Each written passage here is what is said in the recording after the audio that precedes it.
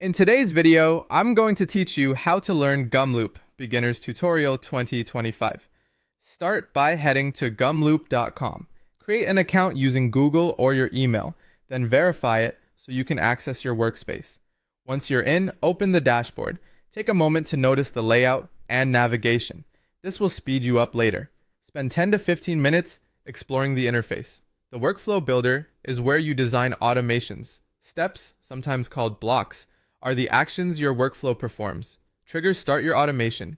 Variables store and pass data between steps, and runs or logs show what worked and what failed. Don't rush this part. Hovering over icons, opening settings panels, and reading tooltips will save you from guesswork later.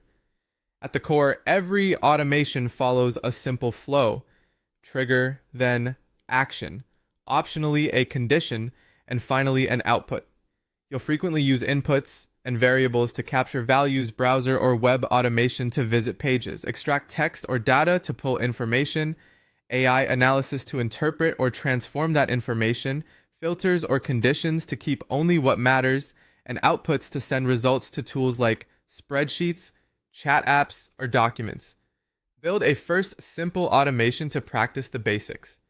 Use a workflow that visits a website, extracts a headline, and summarizes it with AI. Add an input for the website URL. Use a browser step to open the page. Extract the headline with a clear selector or by targeting a specific element. Pass that text to an AI step for a short summary. Finally, send the result to an output, like a sheet or a document.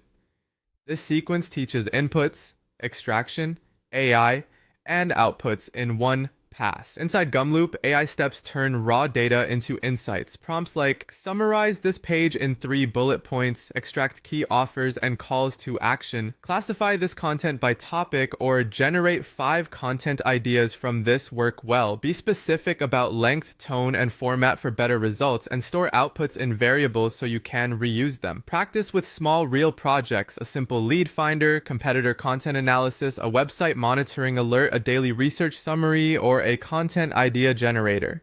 Build one small project at a time and add features gradually. When something breaks, check run logs, add wait or delay steps, use exact selectors,